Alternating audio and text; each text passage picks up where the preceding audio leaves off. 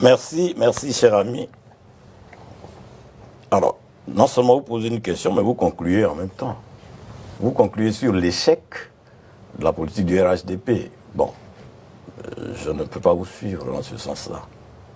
La vie est chère, on le constate, elle a toujours été chère, mais quand bien même il y a eu des régimes qui se sont succédés, on a toujours chanté que la vie est chère. Donc, c'est une rhétorique que tout le monde connaît, que tout le monde chante, mais écoutez, quand on veut de la qualité de la vie, on paye le prix. Donc, le pouvoir, ou bien j'allais dire le régime, notre régime fait ce qu'il a à faire. Il améliore donc les conditions de vie des Ivoiriens. Et il y a des facteurs qui ne dépendent pas forcément de notre régime. Et donc, tout cela mis les uns dans les autres, bon, on apprécie. Quels sont ces facteurs-là? Mais il y a des facteurs exogènes. Il y a par exemple la guerre en Ukraine, qui a donc agi sur un certain nombre d'éléments. Il y a, comment je vais dire, par exemple, quand on parle des denrées périssables, qui sont produites par, je veux dire, sur place ici, vous convenez avec moi qu'il y a des denrées dont la fixation de prix ne dépend pas forcément du régime. Pour être simple et clair, aujourd'hui, nous sommes en fin de cycle pour les mangues. Il y a des mois où on pouvait acheter un tas de mangues à 25 francs. Mais aujourd'hui, la rareté se faisant voir, bon, on prend une mangue à 500 francs par exemple. En somme, pour vous, donc, le pouvoir en place n'a pas échoué? Non, pas du tout. Mais il faut être sur une planète pour affirmer que le pouvoir a échoué. Le pouvoir actuel a échoué. Le régime actuel a échoué. Hein? Bien. Le régime du président Ouattara a amélioré de façon subséquente la condition de vie des Ivoiriens. Écoutez, nous ne sommes pas obligés d'embaucher la même trompette que l'opposition. L'opposition fait son devoir, il s'oppose, il critique, mais les Ivoiriens ne sont pas dupes. Ils constatent, ils savent d'où nous sommes venus, ils savent où nous allons. Donc la bonne foi est partagée pour ceux qui ont la conscience tranquille. Maintenant, la mauvaise foi, la mieux partagée par les opposants comme les Bulchéri, bon, nous on constate. Merci, le chien aboie. Merci. La caravane passe. Alors, non, je n'ai pas terminé. Nous aurons l'occasion de revenir sur ce sujet. Bulchéri Balé pour Abel Dioré, c'est un slogan que la vie a toujours été chère en Côte d'Ivoire. Le pouvoir en place fait de son mieux pour que les Ivoiriens se portent bien, pour que la Côte d'Ivoire se porte bien. Réaction sur ce sujet? Bon, heureusement que les membres du RHDP n'ont pas leur marché à part. Sinon, la réalité, c'est que la vie devient de plus en plus chère et que les raisons ne sont pas forcément exogènes. Il y a des décisions qui dépendent du pouvoir en place qui ont une influence négative sur la cherté de la vie. Par exemple, les questions de monopole. Quand on donne le monopole de l'importation du riz à une seule personne, quand on donne le monopole même des pompes funèbres à une société privée de surcroît qu'on installe dans les hôpitaux publics, quand on ne lutte pas contre le racket parce que la corruption est généralisée, quand le conseil Café Cacao, au lieu d'entretenir les pistes rurales pour que les produits sortent plus facilement, donc qu'ils soient plus accessibles, se met dans des débats politiques qui ne le concernent pas, la vie est forcément chère et c'est forcément de la faute du pouvoir en place parce que c'est à lui de développer les stratégies qu'il faut pour que la cherté de la vie ne soit pas intenable comme elle l'est actuellement. Alors nous allons passer rapidement à un autre sujet. Je sais que vous voulez réagir sur cette question. Allez-y rapidement en 45 secondes. Je veux réagir. les exemples pris par Chéric Balé... je n'ai même pas parlé de l'électricité. Oui, merci. Qui a augmenté à 100%. Oui, merci. Merci de vous rappeler. Merci de vous rappeler. Donc, je voudrais dire, sur les 15 secondes, elle en a pris quelques-unes. Donc, je voudrais dire que c'est des exemples qu'il ne faut même pas prendre. Parce que quand elle parle du monopole de la commercialisation du riz, mais ce monopole de la commercialisation du riz n'a pas commencé, n'a pas vu jour avec, donc ça doit avec continuer. le régime. Non, s'il vous plaît. N'a pas vu jour avec le régime Ouattara. Nous sommes dans ce pays et ce que nous déplorons, c'est cette conscience sélective de nos amis de l'opposition. C'est-à-dire ce qui a existé il y a des années, qui continue d'exister.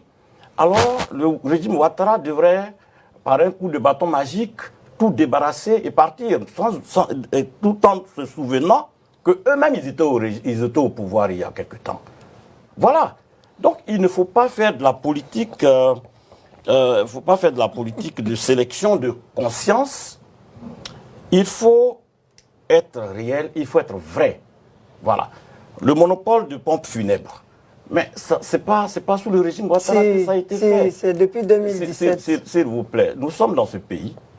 Nous sommes sur la même planète. Nous sommes dans le même pays, la Côte d'Ivoire. Nous savons comment les choses sont gérées.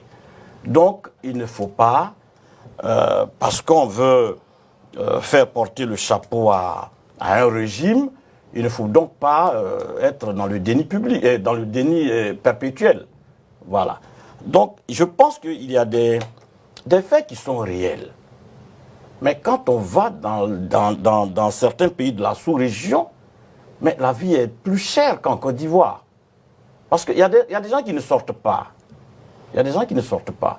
Moi, j'ai eu la chance d'être député de CEDEAO. Donc, j'ai fait la sous-région. J'ai fait la sous-région. Bien, honorable. Par exemple, au Sénégal, à Dakar, mais il y a des éléments qu'on ne peut pas comparer en Côte d'Ivoire. Donc, il faut que les Ivoiriens sachent communiquer sur ce qui est réel, sur ce qui est factuel. Pas forcément pour jeter l'opprobre sur le régime. Alors, l'ancien président Laurent Gbagbo était en meeting le week-end dernier dans la ville de Bonoa. Le RHDP a mis en place une tribune qu'on appelle les rendez-vous du RHDP. Lors de cette tribune, le ministre Kobena Kwasi Adjoumani, porte-parole principal du parti, a dit, je cite, « Si le président Alassane Ouattara est candidat, aucun candidat, aucune coalition ne peut lui résister. » Et c'était lors de cette tribune-là. Et donc, est-ce à dire que le bilan du président Ouattara est le meilleur bilan depuis que la Côte d'Ivoire existe et qu'aucune coalition ne pourra en tout cas arrêter le RHDP en 2025? Merci. La question m'est posée? Oui. D'accord. Bon, il a tout dit. Il a dit juste et il a dit vrai. Le bilan parle en votre faveur, c'est ça? Mais bien sûr, c'est évident. Ça, on n'a pas besoin de micro. Le bilan parle en notre faveur. Bien. Il n'y a que les aveugles qui refusent de voir. Alors, Chéric Balé, le bilan du président Ouattara est inattaquable. Est-ce que vous partagez cet avis? Si oui, pourquoi? Sinon, pourquoi? Bon, je pense que c'est un avis qui n'est pas réaliste.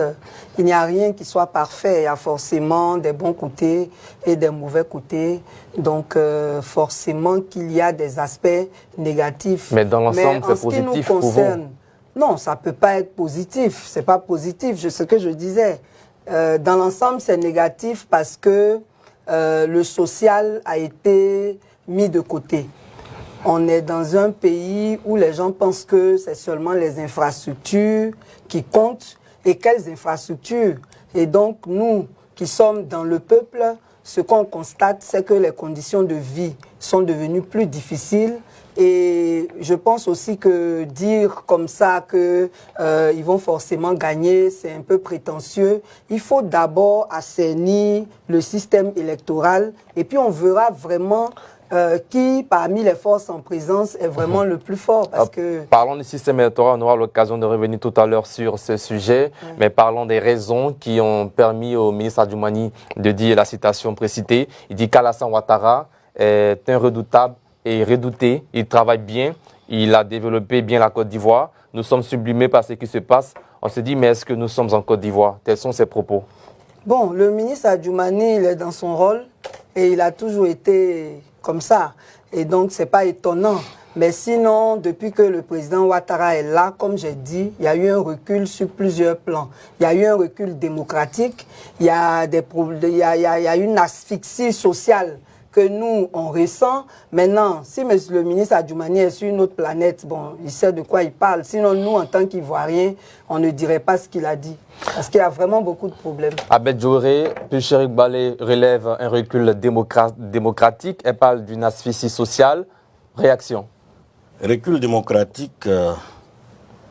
Je peux développer. Hein. Recul démocratique. Mais j'allais vous demander de développer. Oui, il n'y a pas parce de problème. qu'effectivement, on a l'impression que nous ne sommes pas sur la même planète. C'est ça. On a l'impression. Parce que pour qu'on parle de recul démocratique, il y a des faits qu'il faut juger. Quels sont ces faits-là qu'il faut juger qui nous parlent de recul démocratique? Bien au contraire, nous n'avons pas de prisonniers, j'allais dire... Politique. Oui, nous n'avons pas de prisonniers politiques. Nous n'avons pas de journalistes emprisonnés pour ses écrits, pour ses opinions. Mais sous le régime de Pulchérik Balé, il y en a Moi, eu. je n'ai jamais été au pouvoir. Ah, si, vous savez, et je m'apprêtais à Essayez, vous verrez, nous, on va vous donner l'exemple. Non, s'il vous plaît. Et je m'apprêtais à me demander, parce que vous l'avez présentée comme consultante. Elle est consultante sur l'émission. Ah, sur l'émission. Sinon, elle se présente comme membre de société civile ou bien de quoi? Je suis société civile. Elle se présente comme membre de société civile. Oui. Et ça, je voudrais un peu revenir là-dessus pour qu'on sache à qui on parle et de quoi on parle. Je pense que dans toutes les interventions de Mme Pulchérik Balé, ce sont des critiques, mais j'allais dire des critiques acerbes. Avec des propositions. S'il vous plaît, des critiques acerbes contre le régime. Non.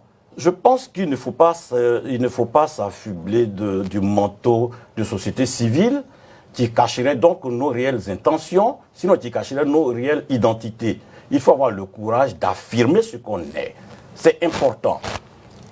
C'est important dans ses dires. Elle défend des positions politiques pour des chapelles politiques.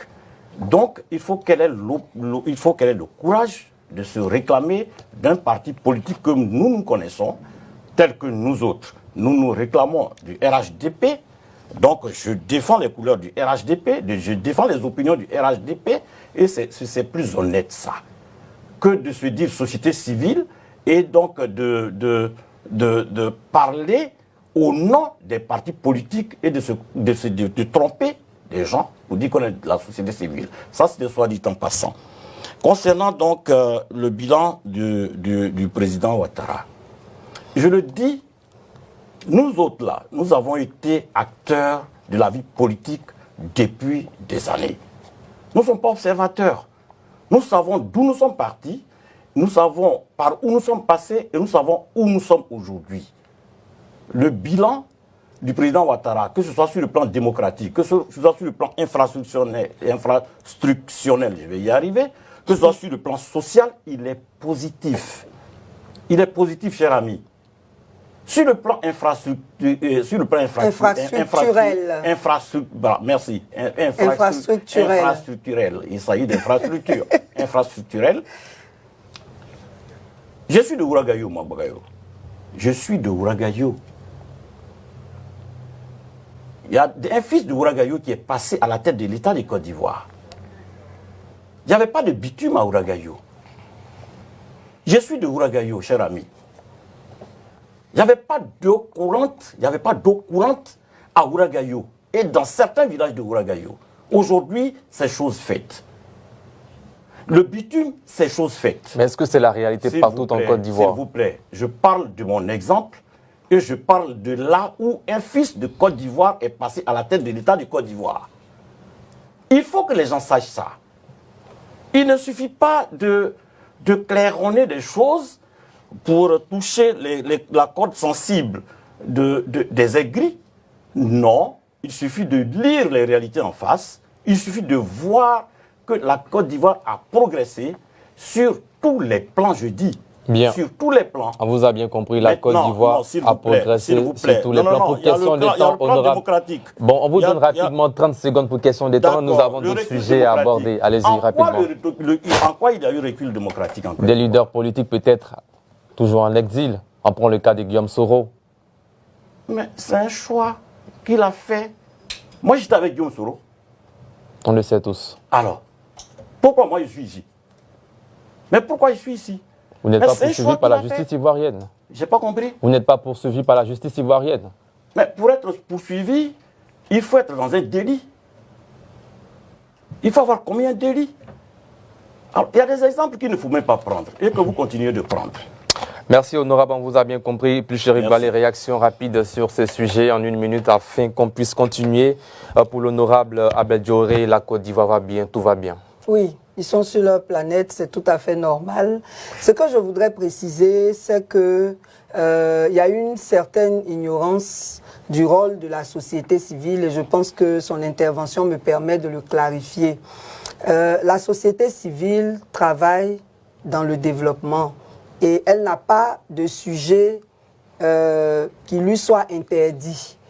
Et les activités de la société civile sont des activités politiques parce que nous travaillons aussi dans le contrôle de l'action publique.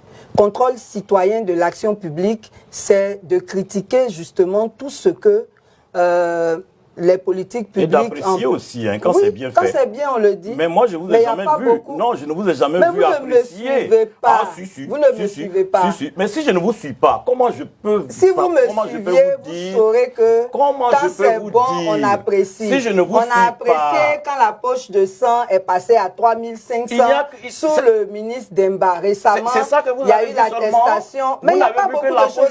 Il n'y a pas beaucoup de choses. Mais il n'y a rien de pire. Laissez-moi terminer. Restez sur votre planète. Donc je disais que apprécier les choses à leur les juste valeur. gens ignorent le rôle de la société civile. Quand la société civile fait le contrôle citoyen de l'action publique, vous galvaudez le rôle de la société civile. De tout ce que le pouvoir en place fait et pour faire aussi des propositions, en général, les gens n'apprécient pas. Et on assimile cela à l'opposition. Dans tous les cas, ce n'est pas un délit d'être opposant, donc ce n'est pas un problème. Et je n'ai pas apporté un manteau parce qu'il n'y a pas quelqu'un dans ce pays-là qui me fait peur. Le jour où je vais décider d'être d'un parti politique, je le ferai franchement, et puis ça fait quoi? Bien, on vous a bien compris. Les transhumants, là, on leur a fait quoi? Honorable, honorable. Je suis société civile, mais je créerai une société civile forte. Pas du tout, mais pas du tout. Merci honorable. Nous sommes à 15 mois de la présidentielle. Nous sommes à 15 mois de la présidentielle. Quelles sont vos preuves? Assumez je suis militante de base de quel parti? Merci. Nous sommes à 15 mois de la présidentielle. Nous sommes à 15 mois de la présidentielle ivoirienne. Jusqu'à présent, c'est compris. Les preuves, ce sont ce que vous dites tous les jours. Ce que je dis, je ne suis pas obligé d'apprécier ce que vous faites. Merci, plus Chéric Balé.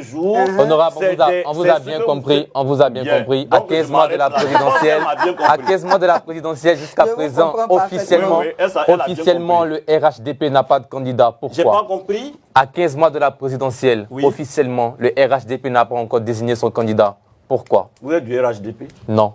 Alors, mais comment vous savez que nous, on n'a pas de candidat? Il n'y a pas eu de convention.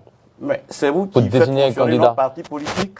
On ne connaît pas. Bon, qui est le candidat du RHDP donc? Mais nous de manière officielle. Nous avons un candidat officiel. C'est le président Alassane Ouattara. Qui n'a encore rien dit.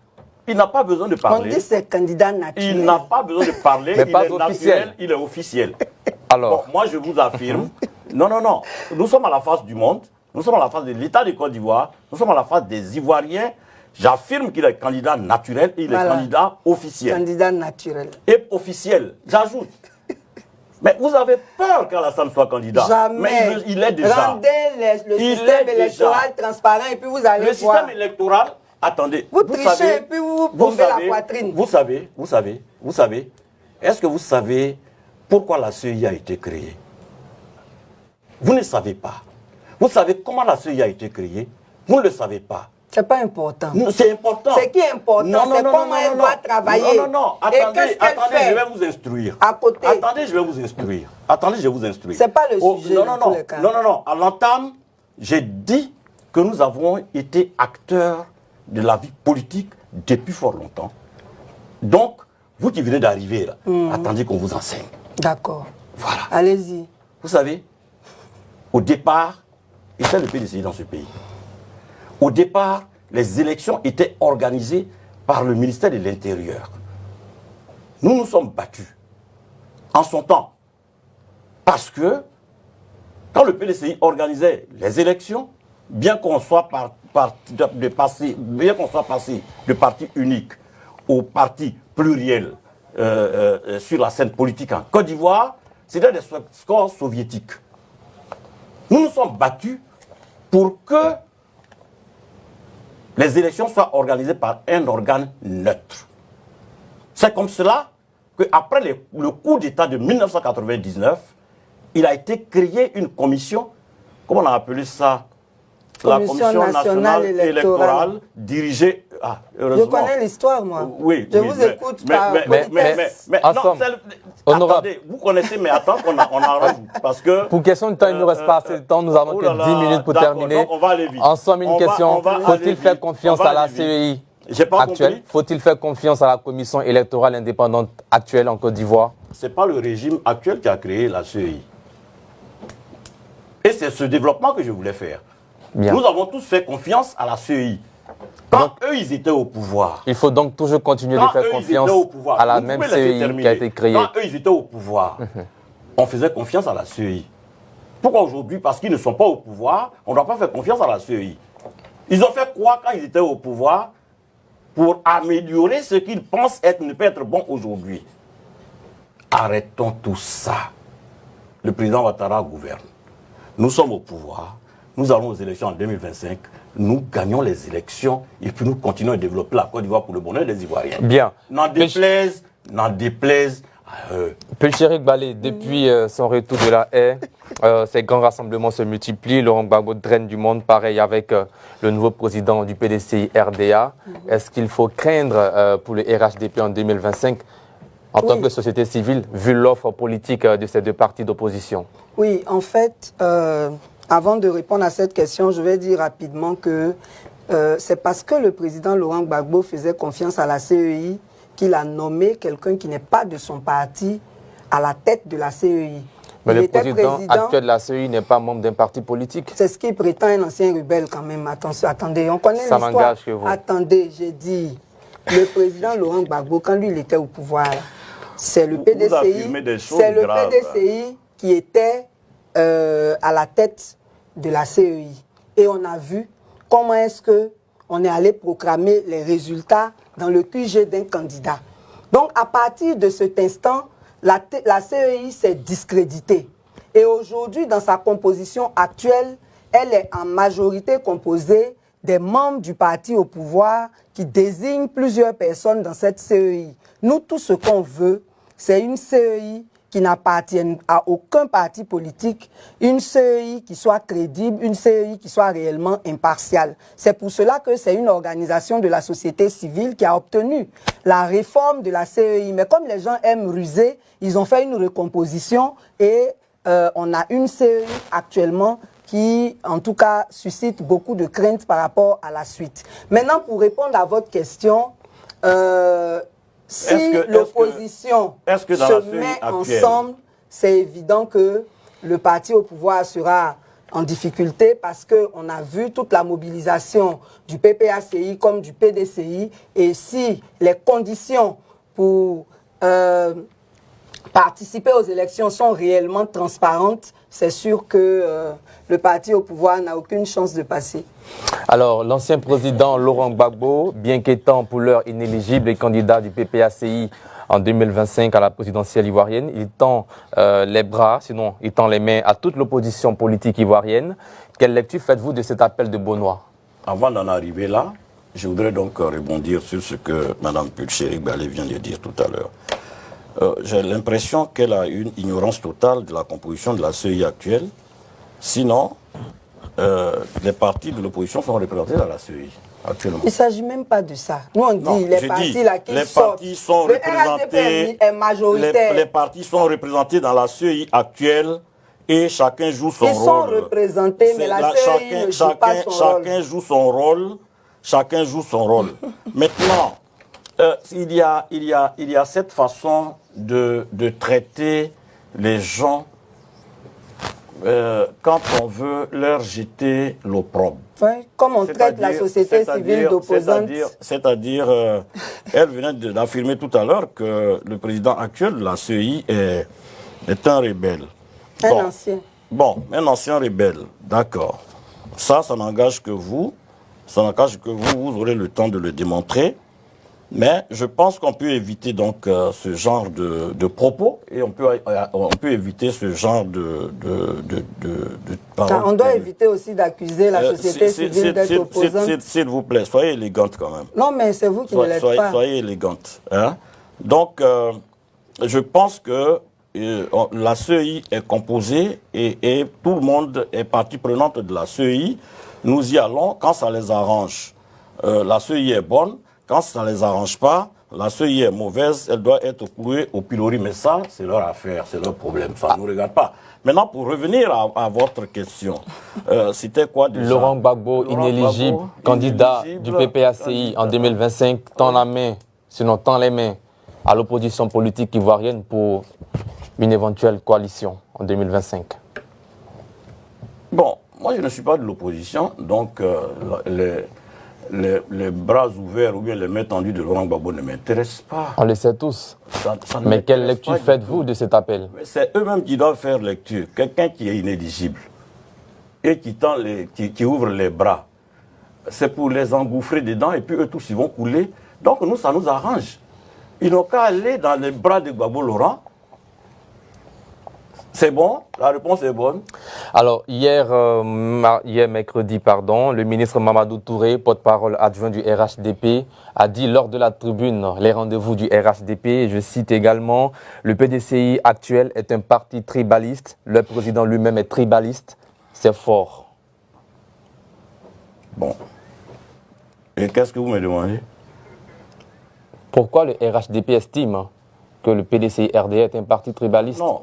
Mamadou Touré, vous avez dit. C'est le porte-parole adjoint de votre parti. Il parlait au nom du parti? Bien sûr, à la tribune du parti. D'accord. Il a fait ses analyses et il a tiré des conclusions. Il a fait des analyses, il a fait des observations, il a fait des analyses et il a tiré des conclusions. Est-ce que vous estimez que le PDCI-RDA actuel est un parti tribaliste? Je ne me prononce pas. Bien. Pulchérik Balé, le porte-parole adjoint du RHDP Mamadou Touré, estime que le PDCI est un parti tribaliste et que son président lui-même est tribaliste. Bon, ça n'engage que lui. Parce que ce que moi je sais, c'est que dans tous les partis, il y a des personnes de toutes les ethnies. Voilà un monsieur Dugor qui défend M. Alassane Ouattara, il n'est pas du Nord. Alassane Ouattara. Et donc, le président Alassane Ouattara. Je pense que ce qu'il dit est très abusif et puis c'est diffamatoire parce que c'est pas vrai. Alors, depuis son retour de la haie, ces grands rassemblements se multiplient. Laurent Gbagbo draine du monde, pareil avec le PDCI-RDA. Est-ce qu'aujourd'hui, vous estimez que le RHDP est toujours le parti politique, le plus grand parti politique ivoirien? Le président Laurent Gbagbo draine du monde. Nous avons vu ces meetings à Beaunois, également dans le sud du pays et dans bien d'autres localités. Bon, peut-être qu'on n'a pas la même notion de monde drainé. On n'a pas la même notion de monde drainé. Sinon, quand on tient un meeting dans un lieu donné et qu'on se retrouve avec quelques personnes, bon, c'est vous qui observez et c'est vous qui appréciez. Dans tous les cas... Est-ce qu'on est obligé d'être de mauvaise foi? J'ai pas compris. Non, allez-y. Non. Je vous ai toujours dit d'assumer. Allez-y, je ne voulais pas vous interrompre. Sinon, je disais qu'on n'est pas obligé d'être de mauvaise c'est pas grave. Hein? Allez-y, répondez à la question. Ah, d'accord, merci. Donc, c'est la chose... c'est la chose la mieux partagée. C'est ce que vous dites, non? Non, chez vous, hein, sinon nous, on n'est pas de mauvaise foi. C'est pas ce que je fais actuellement. Alors, donc, vous disiez que le président Laurent Gbagbo, sorti de La Haye, draine du monde. À travers ses différentes sorties. À travers ses différentes sorties. Pareil pour le président du PDCI RDA. N'oubliez pas le taux de curieux qui viennent. Donc, on ne doit pas confondre la foule, les badauds, et puis des militants et les électeurs. Et nous, ça nous impressionne nullement de ce que des curieux aillent voir. Je dis, les Ivoiriens ne sont plus dupes. Hein. On a fini avec cette politique de flatterie, de ce populisme. Non, on a fini avec ça. Aujourd'hui, les Ivoiriens connaissent la qualité de la vie. Et ils savent qui... Avec les déguerpissements. Oui, les déguerpissements, les déguerpissements, c'est vous là qu'on déguerpit. Parce qu'on dit de ne pas être là où il faut. Les gens ont leur ACD et puis on les déguerpit. Non. Quand vous êtes hors la loi, on vous déguerpit. Quand on a ACD, on est hors la loi. Quand vous êtes hors la loi, vous avez vu combien d'ACD brandis? Beaucoup. À GESCO, tout le monde a ACD là-bas. Non. Et c'est pour ça que Gbagbo est allé là-bas. C'est pas, ça n'a rien à voir. Vous êtes obsédé par le président Gbagbo. On est en train de parler de la qualité de vie des populations. Vous parlez du président Gbagbo. Quel rapport? Merci. Quel rapport? J'ai dit à GESCO là, les gens ont ACD puis on les a déguerpis. Il y a un problème. Merci. C'est ce que j'ai dit. Merci. C'est pas ça la qualité de vie. On vous a bien compris. On vous a bien compris. On vous a bien compris. Dernière question. Non, pas du tout. Mais si, vous venez de le faire. On vous a bien compris, honorable. On parle de la qualité de vie des Ivoiriens. Il nous reste 30 secondes. Il nous reste 30 secondes pour terminer cette partie. Je l'ai cité. Merci. Il reste 30 secondes. Je l'ai cité. 30 secondes. Lui, il a voulu que j'intervienne sur le président Gbagbo. Quel rapport est la qualité de la vie actuellement? Gbagbo ne draine que des curieux. C'est bien. Rendez les conditions des élections transparentes. On verra qui draine des électeurs et qui draine des curieux. Merci, Picheri Balé. On aura 30 secondes. Les conditions des élections sont transparentes. Les élections, les conditions sont transparentes sous Alassane Ouattara que ce l'était sous les autres. Merci, on vous a bien compris. Merci. C'est malheureusement la fin de cette première partie de l'émission. Merci à vous, Picheri Balé, d'être passé. Malheureusement, c'est le temps qui vous est imparti. Vous venez d'écouter ce débat que je viens de vous proposer ici. Picheri Balé qui vient d'humilier un cadre du RHDP. Le RHDP, parti politique qui refuse de voir, aveugle à souhait. Un aveugle à souhait, c'est celui-là qui décide de manière volontaire de marcher sur ce qu'il fait de mal à autrui et décide aussi de manière volontaire d'estimer que toutes vos douleurs, même quand vous mourrez, même quand vous vous suicidez, c'est tout simplement par votre propre faute et que lui n'est responsable de rien quand bien même il est élu président dans votre pays. Aujourd'hui, Picheri Balé, figure emblématique de la société civile ivoirienne, a écrasé totalement le pouvoir d'Alassane Dramane Ouattara sur le plateau de télévision Reflet. Son contradicteur, membre du RHDP, était perdu dans tout le débat. Comment vous pouvez donc préparer les élections de 2025 en nous offrant à Mondo Vision des débatteurs comme ça sur les plateaux qui ne sont même pas capables de débattre sur les véritables questions qui sont posées? Alors que Picheri Balé est en train de parler des problèmes précis, lui, il est directement obsédé par le président Laurent Gbagbo, qui n'est en rien celui qui est en train de débattre avec lui, qui n'est en rien un membre de la société civile. Le président Laurent Gbagbo a un parti politique. Il mène le jeu politique. Ce qui me choque le plus sur le RHDP, c'est qu'ils ont prétendu lutter à cause de l'exclusion. Ils ont prétendu lutter pour des libertés individuelles. Ils ont prétendu lutter pour un changement positif de la démocratie. Ils ont accusé le président Laurent Gbagbo sur tout. Mais toutes les choses qui se sont servies pour mener un combat, quand ils sont arrivés au pouvoir, ils ont complètement fait pire. C'est-à-dire ce qu'ils sont en train de faire aujourd'hui, c'est tuer totalement la démocratie. Ils sont en train de faire 4 mandats. Et pourtant, la seule chose qu'ils pouvaient faire, c'était 2 mandats. Quand ils disent qu'ils sont en train de faire 4 mandats, beaucoup vont me dire que non, ils sont à 3 mandats. Oui, ils sont à 3 mandats. Mais vous pensez qu'ils ne sont pas là en train de se préparer pour le 4e mandat? Est-ce que vous écoutez les réponses d'Alassane Ouattara quand on pose à Alassane Ouattara? J'ai suivi M. Ouattara répondre à un journaliste français qui lui a posé la question de savoir s'il comptait se présenter aux élections de 2025. Et M. Ouattara a commencé à parler de son bilan. Il n'a ni dit oui ni non. Il a commencé à parler de son bilan qui lui est favorable. Ce qui signifie que si vous demandez à une personne s'il sera candidat aux prochaines élections présidentielles et qu'il vous parle de son bilan, ça veut dire qu'il est en train de vous dire oui, je serai candidat. Parce que mon bilan parle pour moi et les Ivoiriens m'appellent encore à être candidat.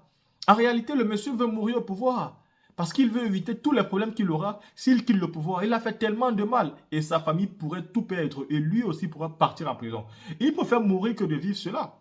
Et c'est la même chose qu'aujourd'hui, tous les envoyés du RHDP nous servent sur les plateaux de télévision. Ils ne sont plus capables de proposer. Ils sont simplement capables de contrer l'opposition. Ça veut dire, si on met un débat de proposition, le RHDP n'est plus capable de faire des propositions. Ils sont juste capables de dire, mais on le fait parce que vous aussi, vous l'avez fait. C'est-à-dire aujourd'hui, parce que les gens ont fait, c'est-à-dire comme s'ils disaient que vous étiez au pouvoir, vous avez tué, alors nous sommes au pouvoir, nous aussi on tue. Déjà, ils viennent assumer tout ce dont on les accuse. Et ils ne se cachent pas. Voyez-vous, ils viennent assumer à mon dos ce qu'on leur reproche. Parce que selon eux, d'autres personnes l'ont fait hier, alors eux aussi peuvent le faire aujourd'hui. Voyez-vous, les Ivoiriens ne doivent plus voter ce genre de personnes qui n'ont aucun sens de responsabilité et qui ne sont même pas là pour faire du bien aux Ivoiriens. Ils sont juste là pour, c'est-à-dire, pour minimiser les souffrances des Ivoiriens et pour continuer à vivre comme si de rien n'était. Là, si vous avez vu ce débat dont il vous est servi, vous-même faites votre choix, les élections arrivent.